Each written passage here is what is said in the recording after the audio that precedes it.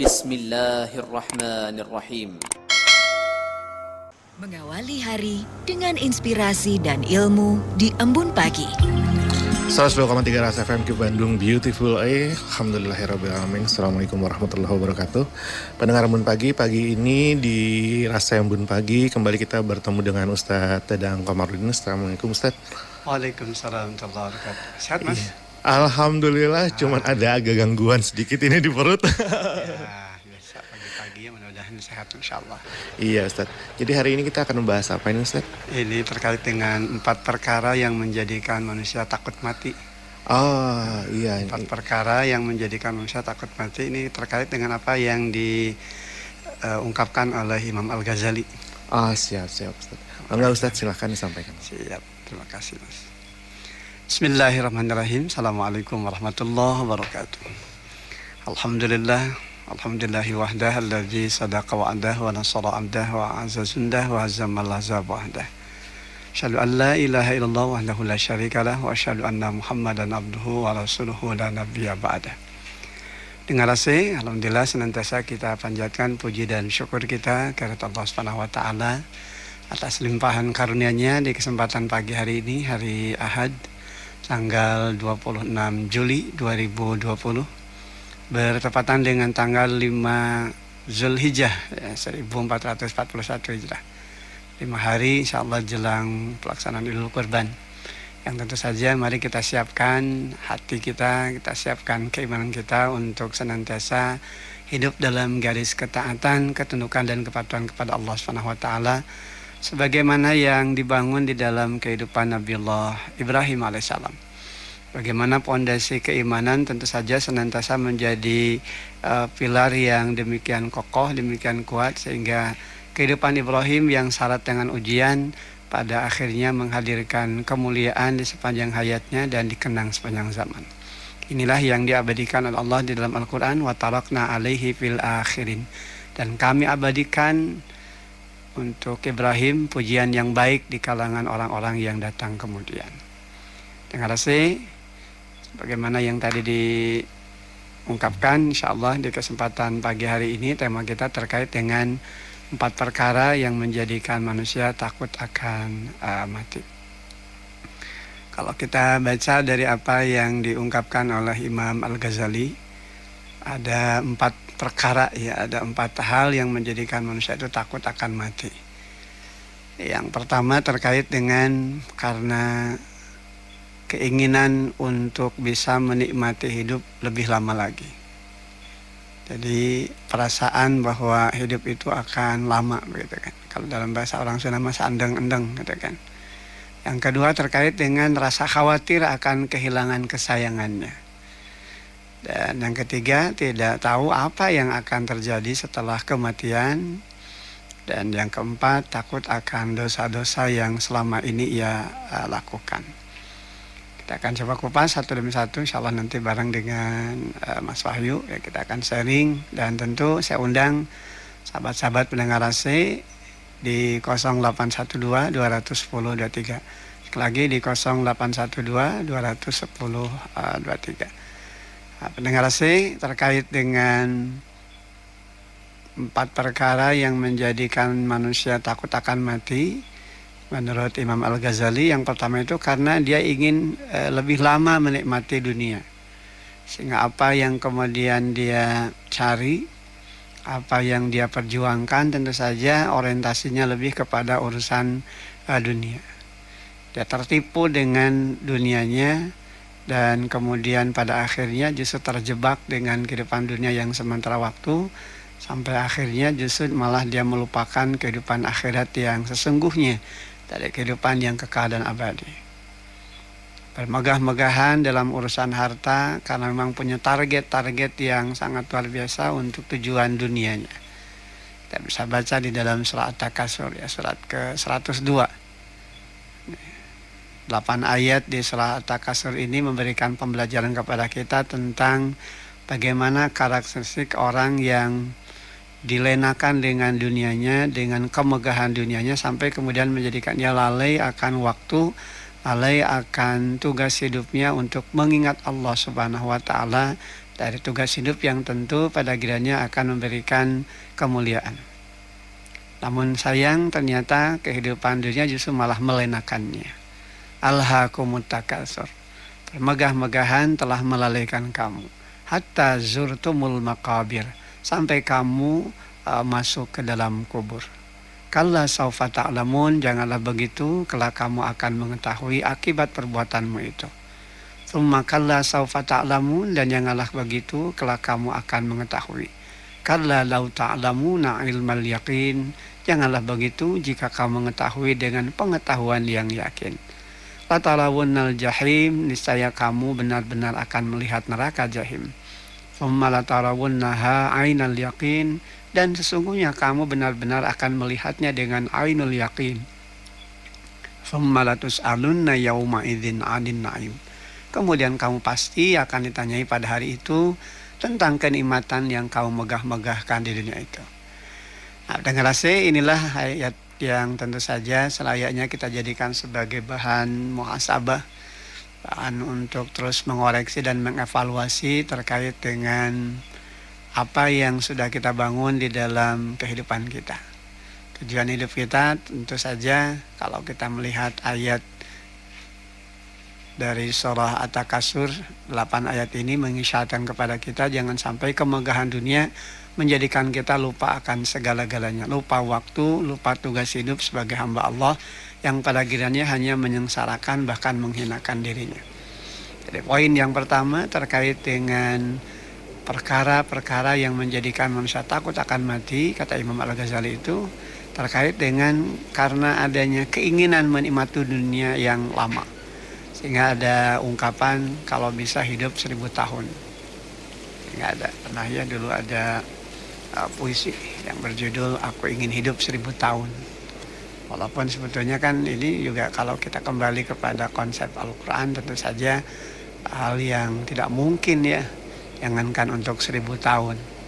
Untuk usia yang 60-70 tahun saja sekarang terasa, sudah banyak yang terasa ya Mas. Kecuali zaman dulu mungkin Ustaz, karena kecuali zaman dulu ya. Dakwahnya Nabi Nuh alaihissalam kan di dalam Quran dikatakan falabisa fihim alfasanah itu kan 1000 tahun kurang 50. Iya, 950 tahun.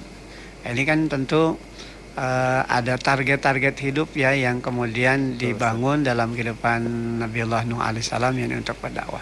Jadi kalau ada keinginan untuk menikmati dunia dan terus mantang gitu ya dengan dunia sampai lupa dengan waktu, nah ini yang harus senantiasa kita perhatikan, jangan sampai kita dibutakan oleh urusan waktu gitu. Karena bagaimanapun kehidupan dunia ini ada akhirnya. Walaupun orang mengatakan ya dunia itu tidak ada akhirnya, ya ada akhirnya. Ketika orang sudah meninggalkan alam fana ini terjadi kematian, maka tentu dia tinggalkan dunianya dan dia mengawali kehidupan yang baru dari apa yang tentu akan dipertanggungjawabkan. Dan ini adalah sesungguhnya perjalanan yang sangat panjang.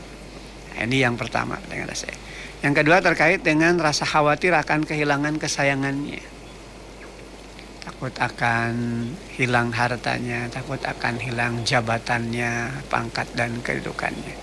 Sehingga kematian itu betul-betul menakutkan bagi dirinya. Sehingga dia berupaya untuk bisa lari dari kematian.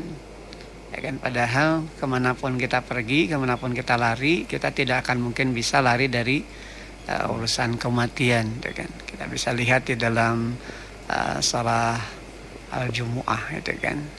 Bagaimana kita senantiasa diingatkan terkait dengan kematian itu sendiri pada akhirnya akan datang menemui kita. Nah, di ayat ke-8 di surah Al-Jumu'ah. Qul innal mautal ladzi tafirruna minhu fa innahu mulaqikum. Katakanlah sesungguhnya kematian yang kamu lari daripadanya, maka sungguhnya kematian itu akan menemui kamu. Tsumma turadduna ila alimil ghaib wasyahadah. Kemudian kamu akan dikembalikan kepada Allah yang mengetahui yang gaib dan yang nyata. Fayunabbi'ukum bima kuntum ta'malun. Lalu dia diberitakan kepadamu tentang apa yang telah kamu kerjakan. Jadi kemanapun kita lari tentu kematian itu akan datang menemui kita. Dan pada akhirnya kita akan diminta tanggung jawab terkait dengan apa yang kita kerjakan.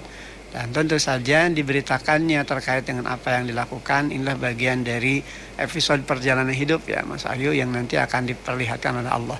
Suka atau tidak, takut atau tidak, tentu nanti akan melihat secara nyata apa yang sudah dilakukannya di muka bumi. Iya, Gitu. iya, Ustaz. Oleh karena itu tentu saja kematian yang ditakuti pada akhirnya juga akan datang menemuinya. Kalaupun toh kemudian manusia begitu luar biasa berhindar dari kematian, toh pada akhirnya dia juga akan menemui kematian tersebut. Walaupun dia berada pada benteng yang kokoh gitu kan, dalam tempat yang tersembunyi, tetap saja kematian itu akan datang. Khawatir kehilangan apa yang disayangi selama hidup. Karena itu ini yang sesungguhnya menjadi dasar pijakan kalau dalam hidup, jangan merasa memiliki. Bulan Zulhijjah ini kan sesungguhnya kita diingatkan akan kehebatan pribadi Nabiullah Ibrahim alaihissalam. Ya, kalau kita baca kisah tentang peristiwa di mana Ibrahim diperintahkan untuk menyembelih anaknya, hakikatnya tentu saja ini bukan menyembelih anaknya Ismail, tapi tentu menjadi pembelajaran tentang bagaimana Allah SWT memberikan didikan kepada Ibrahim agar hidup jangan merasa miliki. Ya, jadi jiwa kepemilikan itu yang kemudian harus diperhatikan di dalam kehidupan itu, jangan sampai tumbuh subur dalam dirinya sehingga rasa kepemilikan yang kuat itu menjadikan dirinya seolah-olah bahwa itu adalah miliknya. Ismail itu kan dalam kehidupan kita salah satu di antaranya pangkat, jabatan, harta. Ya, kita kadang-kadang merasa memiliki, pada hakikat kepemilikan yang sungguhnya itu adalah di sisi Allah Subhanahu wa taala. Ya, kita hanya diamanahi, kita hanya diserahi titipan oleh Allah. Jadi kalau yang dititipi berarti pada akhirnya harus dikembalikan pada saat ketika yang empunya itu memintanya. Nah, ini tidak berlaku seperti ini ternyata bagi orang yang sudah gila dengan dunia.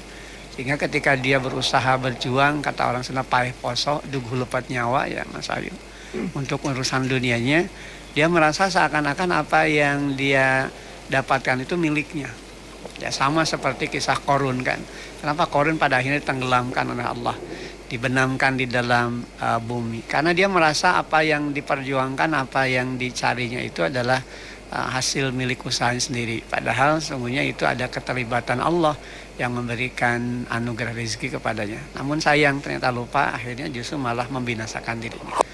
Nah, ini yang kedua pendengar saya, jadi rasa khawatir akan kehilangan apa yang disayangi ini kadangkala bisa menimbulkan hal-hal yang tidak baik dalam kehidupan kita.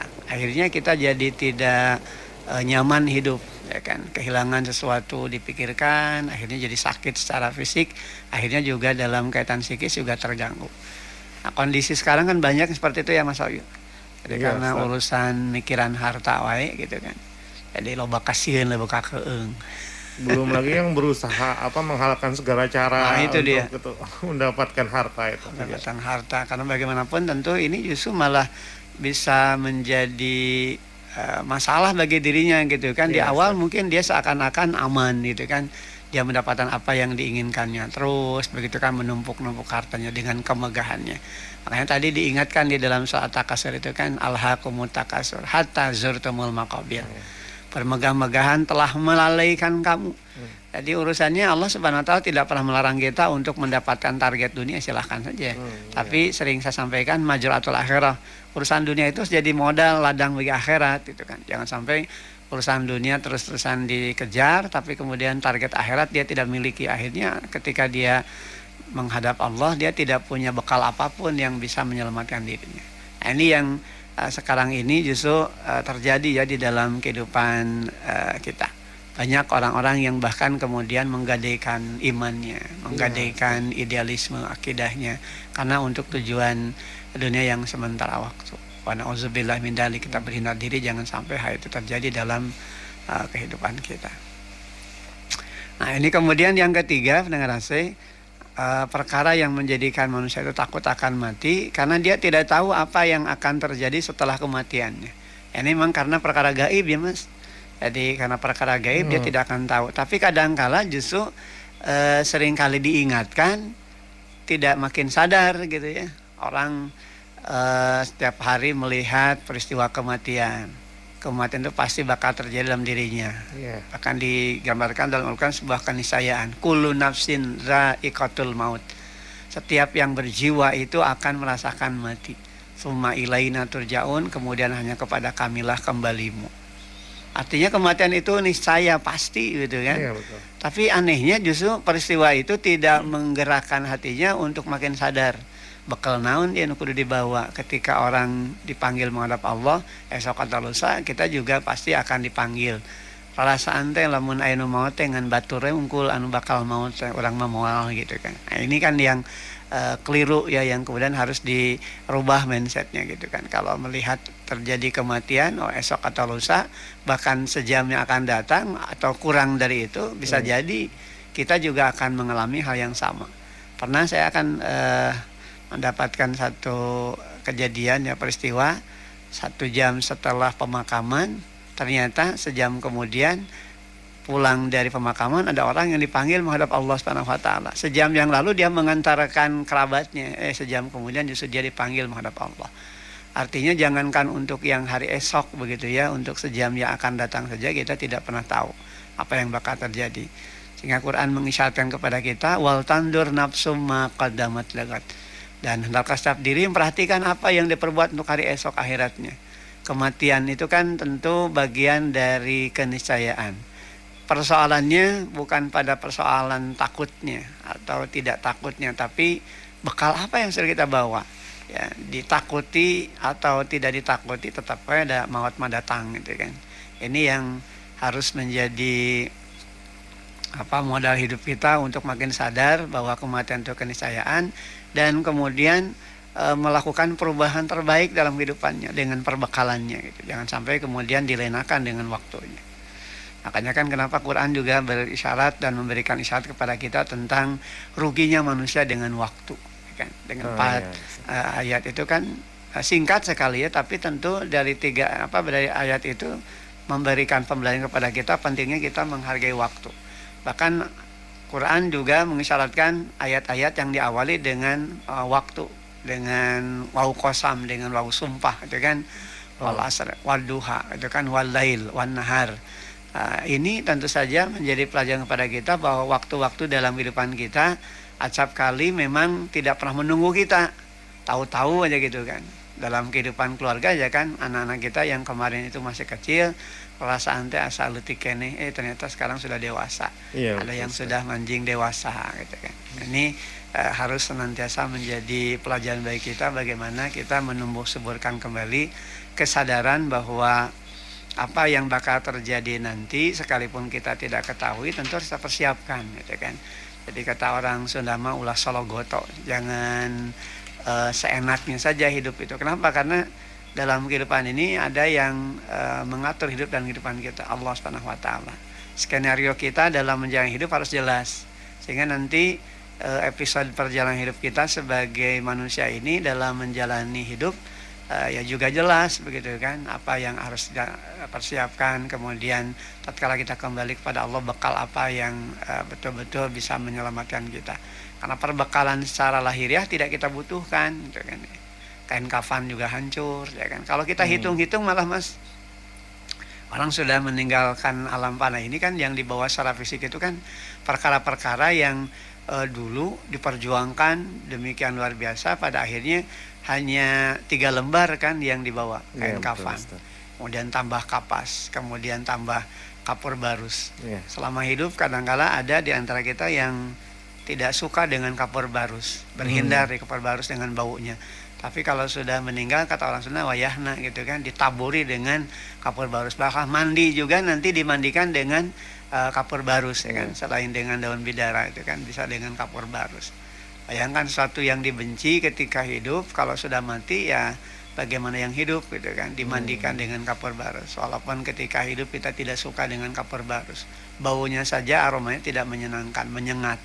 Bahkan kalau ada kapur barus di rumah, kita berpikir asa bau nu maot gitu kan. Ya kan? Padahal ya itulah pelajaran, dia kan gambaran bahwa memang pada akhirnya kita akan bersahabat dengan sesuatu yang tadinya sangat kita benci. Ya kan?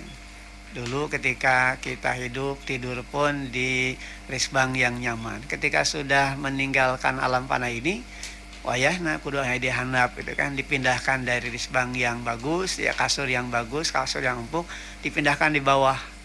Kan lebih lagi tentu ketika nanti dimasukkan ke lahat. Kasur yang empuk, gitu kan, risbang yang bagus, yang harganya mahal, tidak kita bawa.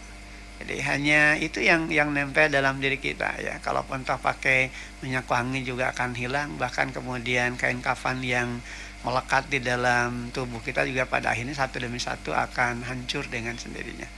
Demikian juga kalau kita merenungkan ada anekdot yang sesungguhnya ini juga jadi pelajaran buat kita. Kenapa sih sampai hari ini kain kafan itu tidak pakai saku, tidak pakai model? Ya karena orang yang sudah meninggal ketika meninggalkan kafan ini tidak butuh model gitu kan. Ya dibungkus saja gitu kan ya. Ini kan sesungguhnya pelajaran buat kita. Kenapa sih tidak pakai saku? Nah, kenapa pakai saku dan untuk apa pakai saku? Karena tidak akan ada yang dibawa ya selain amal ibadah. Justru sinilah pentingnya kita kemudian mentafakuri ayat wa tazawwadu fa inna khairuz zadi taqwa. Dan berbekallah, karena semuanya perbekalan terbaik itulah perbekalan berupa takwa. Wattaquni ya ulil albab. Bertakwalah kepada Allah ya orang-orang yang mempergunakan akalnya. Itu ternyata bekal yang terbaik itu bekal takwa, bekal ketaatan. Sadar diri, sadar fungsi, sadar posisi kan. Jadi sadar diri sebagai manusia kita tidak akan selamanya hidup di dunia. Pada akhirnya kita akan kembali. Secara fisik saja kan kita diingatkan oleh Allah Subhanahu wa taala betapa kita ini lemah.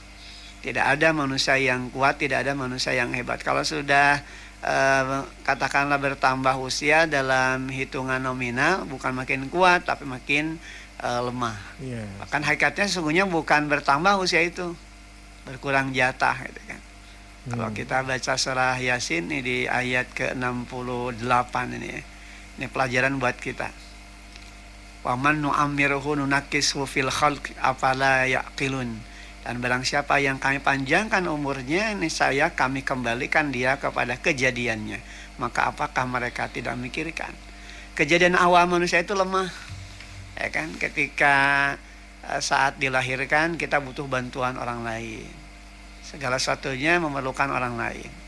Bahkan ya tidak memiliki potensi apapun kalau tidak diberikan potensial Allah yang kemudian mengiringinya untuk bisa menjalani hidup. Ya kan?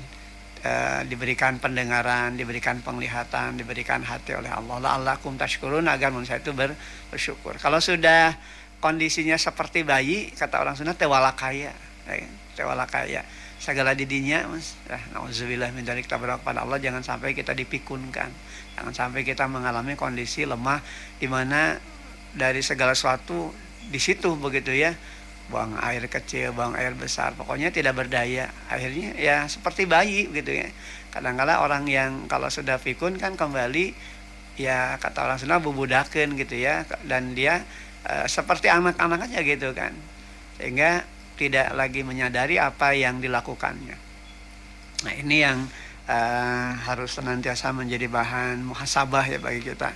Untuk senantiasa menjalani kehidupan. Karena memang perkara kematian adalah perkara yang gaib, kita tidak tahu, maka kita persiapkan. Ya, jangan sampai kemudian justru malah terpercaya ke alam akhiratnya. Aneh itu kan, orang tidak percaya kepada kehidupan akhirat ya rugi ya. Kenapa? Sebab kehidupan akhirat itu adalah kehidupan yang jelas dijelaskan oleh Allah di dalam Al-Quran, dan ini harus kita imani. Bukan dengan logika kita tapi dengan keimanan kita. Dan yang keempat ini terkait dengan perkara yang menjadikan manusia takut akan kematian, karena dia merasa takut gitu. Akan apa? Akan dosa-dosa yang selama ini dia lakukan.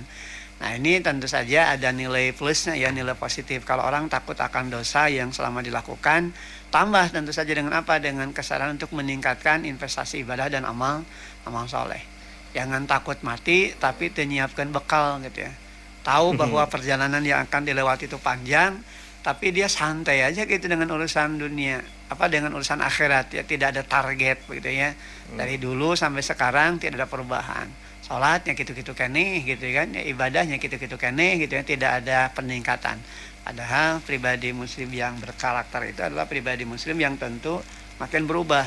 Ya, sebelum menikah dia mungkin urusan ibadahnya cuek gitu ya, kadang-kadang sholat juga belang-belang.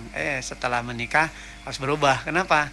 karena punya amanah, apalagi bagi laki-laki dan menjadi imam, tanggung jawabnya kepada keluarga. Jadi tidak boleh lagi dia menganggap sama saja, tapi justru harus berbeda dari yang sebelumnya. Belum lagi nanti ketika hadir anak-anak di dalam kehidupan keluarga, dalam kehidupan rumah tangga, maka tanggung jawab pun makin bertambah. Takut mati karena ingat akan dosa-dosa yang selama ini dilakukan, itu cermin keimanan. Tinggal kemudian ditambah lagi, ditingkatkan keimanan itu dengan takwanya.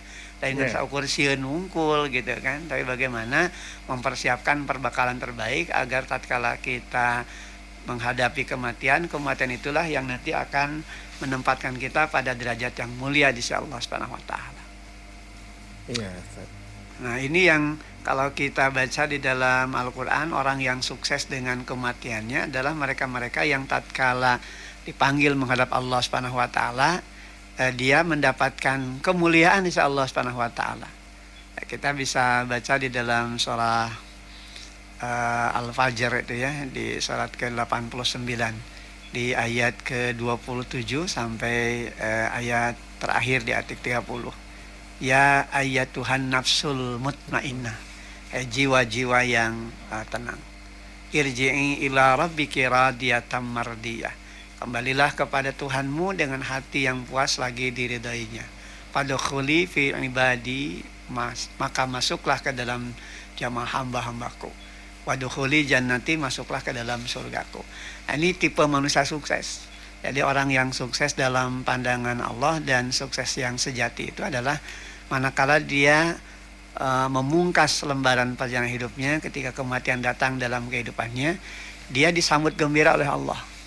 Dan ini sesungguhnya kan bagian dari target hidup kita, Mas. Saya pernah baca dalam kalimat hikmah, ya, ada ungkapan dalam bahasa Arab, ketika dulu kita dilahirkan dari perut ibumu, kita lahir dari perut ibu kita dalam keadaan menangis, sementara orang-orang yang hadir menyaksikan kita tersenyum bahagia. Ya kan, ayah, ibu ketika lahir kita bahagia kan. Kerabat kita, adik kita, saudara-saudara kita, kerabat kita juga tersenyum bahagia dengan kelahiran kita. Sementara kita yang lahir menangis, tidak ada mereka yang begitu lahir tertawa terbahak-bahak ke ayah gitu kan. Menangis kan, dalam keadaan menangis. Nah, di dalam tulisan itu kemudian dilanjutkan, maka berjuanglah sungguh-sungguh agar tatkala kematian itu terjadi dalam kehidupanmu, kamu termasuk orang yang tersenyum bahagia dan orang-orang di sekitarmu menangis karena kepergianmu. Harus dibalik gitu ya. Jadi kalau dulu ketika kita dilahirkan kita menangis, maka tatkala kita kembali kepada Allah, kita harus termasuk orang yang tersenyum. Tersenyum bahagia. Kenapa? Karena kita melewati bentangan masa dari manusia yang sukses karena investasi ibadah dan amal soleh kita. Iya. Nah, ini termasuk juga apa yang diungkapkan di dalam surah Az-Zumar ya, surat ke-39 di ayat ke-73 ini ya, digambarkan ciri manusia sukses itu adalah ketika dia diwafatkan, dia dimuliakan oleh Allah, dimasukkan ke dalam surga dengan segala kenikmatannya. Di ayat ke-73 hingga ayat ke-75 surah Az-Zumar bahkan kita mendapatkan penjelasan yang sangat indah. Wasiqal ladzina taqaw rabbahum ilal jannati zumara. Dan orang-orang yang bertakwa kepada Tuhan dibawa ke dalam surga berombong-rombongan pula. Ya kan, artinya bareng-bareng gitu ya, bersama-sama. Jadi tidak sendiri gitu ya, dia berbarengan bersama orang-orang yang bertakwa. Betapa indahnya, betapa bahagianya. Dan di antara rombongan itu tentu saja anggota keluarga kita kalau sama-sama iman pasti akan sama-sama masuk ke dalam surga. Kemudian hatta idza ja'uha wa futihat abwabuha wa qala lahum khazanatuha salamun alaikum tibtum fadkhuluha khalidin.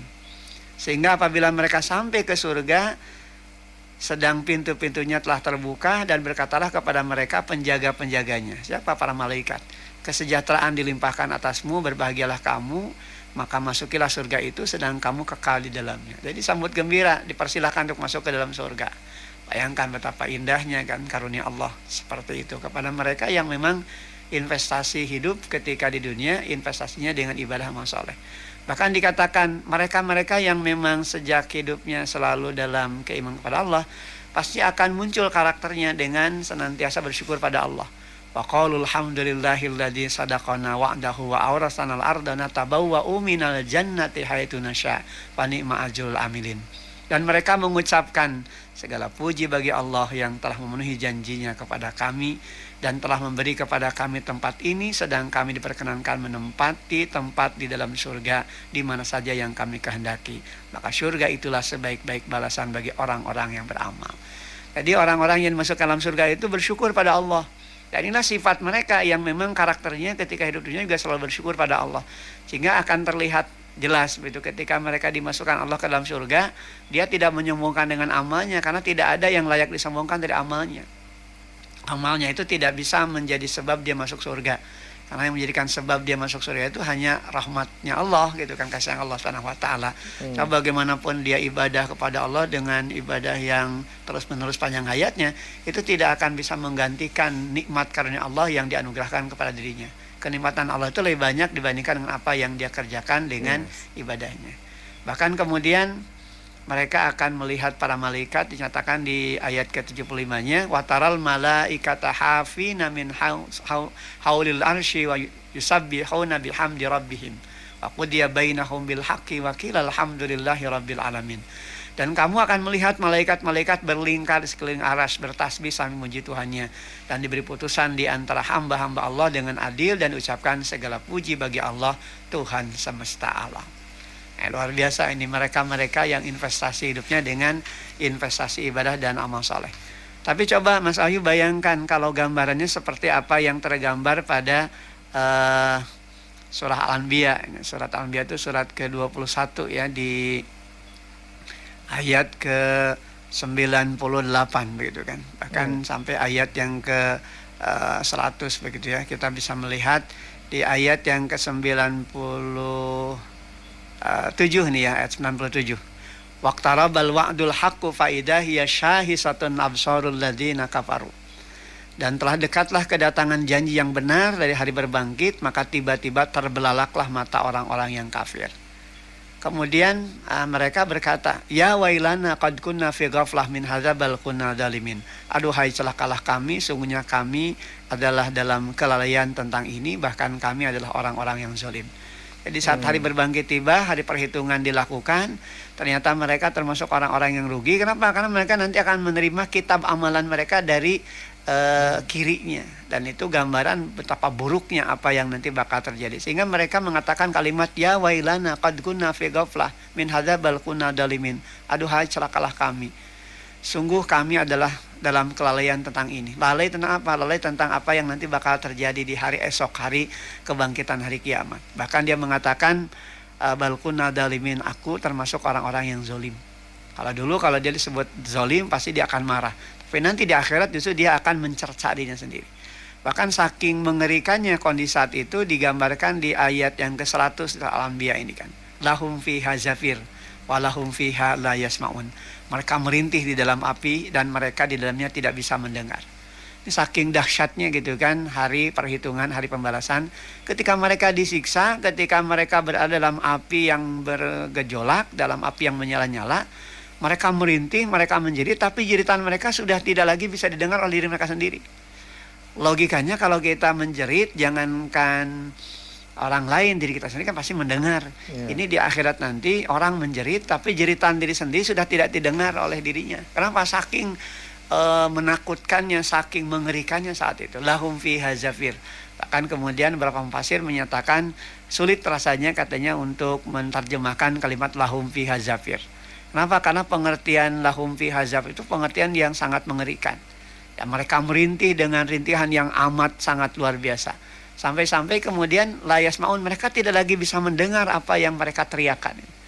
Ini kondisi yang tentu saja dialami oleh mereka-mereka yang gagal atau mereka-mereka yang kandas melewati kehidupan dunia yang hanya diisi dengan kehidupan yang hura-hura, kehidupan yang penuh dosa dan kemaksiatan. Sehingga tatkala mereka kembali kepada Allah, justru mereka menjadi manusia yang rugi, hina bahkan binasa. Nah ini Mas 4 hal ya yang kalau kita baca di dalam keterangan dari apa yang diungkapkan oleh Imam Al-Ghazali, 4 perkara yang menjadikan manusia takut akan mati. Yang pertama tadi karena ingin bisa lebih lama menikmati kehidupan dunia. Yang kedua, khawatir akan kehilangan kesayangannya, akan hartanya, pangkat, jabatannya. Sehingga banyak yang tidak siap mental. Kadang-kala ada orang yang ketika pensiun, begitu pensiun, geringan. Gitu kan? Padahal dulu ketika sebelum pensiun dia sehat-sehat saja. Salah satu diantaranya adalah faktor psikis kan, kejiwaan. Tidak menerima ketika dia harus pensiun. Padahal ya dalam kehidupan ini kan tentu saja dia juga harus siap menjalani hal itu. Pekerjaan itu pada akhirnya akan ada akhirnya. Sebagaimana kehidupan dunia juga pada akhirnya akan dipungkas dengan kematian. Nah, tidak tahu apa yang akan terjadi setelah kematiannya. Karena perkara gaib sehingga takut gitu. Kumaha ya. Apa yang bakal terjadi nanti? Tapi tentu saja ini bisa menjadi energi positif kalau kemudian diimbangi dengan semangat menambah amal soleh. Tidak hanya sekedar tidak tahu dengan apa yang bakal terjadi, tapi diam, tidak ada semangat untuk menambah ibadah. Ya, kalau kemudian ditambah dengan semangat menambah ibadah, tentu saja ini baik sekali. Dan yang keempat, takut akan dosa-dosa yang selama ini ia lakukan. Nyadar begitu bahwa loba dosa. Nah, oleh karena itu kalau nyadar bahwa kita banyak dosa, ya jangan hanya sekedar ngaku loba dosa, tapi kemudian nambah dosa, apalagi membiarkan diri kita terus larut dalam dosa dan kejahatan, kemaksiatan. Tapi itu harus merubah sikap. Karena orang yang bertakwa sekalipun, kata Allah, adalah orang-orang yang pernah berlaku dosa, pernah terjebak dalam dosa, tapi dia tidak terlena dengan dosanya, dia segera memperbaiki diri, dia segera mohon ampun kepada Allah, dan kemudian tidak mengulang dosanya, sedangkan dia tahu bahwa itu adalah perbuatan dosa. Sehingga ini proses perbaikan dan proses memperbaiki diri. Nah, mudah-mudahan 4 hal ini tentu saja menjadi pelajaran buat kita, bagaimana kita senantiasa membangun semangat dalam diri kita untuk menyiapkan perbekalan terindah dari perbekalan terbaik kita di saat kematian terjadi dalam kehidupan kita. Amin, sebab amin. Takut atau tidak, kematian ya pasti akan terjadi dalam kehidupan kita. Persoalannya adalah bekal apa yang sudah kita persiapkan jelang kematian yang akan kita hadapi itu. Esok atau lusa atau bahkan kurang dari itu. Karena semua serba rahasia. Tapi walaupun rahasia, pasti. Ini mudah-mudahan jadi inspirasi buat kita bersama Mas di kesempatan pagi hari ini. Karena bagaimanapun tentu pembicaraan terkait dengan kematian itu walaupun memang sangat tidak disukai, jarang atau orang bicara khusus tentang kematian. Tidak ada orang ingin membicarakan kematian gitu ya. Rata-rata dihindari hal itu. Tapi ternyata bagi hamba iman justru harus dibicarakan. Agar apa? Agar menambah spirit hidup dan menambah energi hidup, menyiapkan bekal terbaik yang harus dijalani. Ya, ini waktunya sudah hampir habis Mas ya.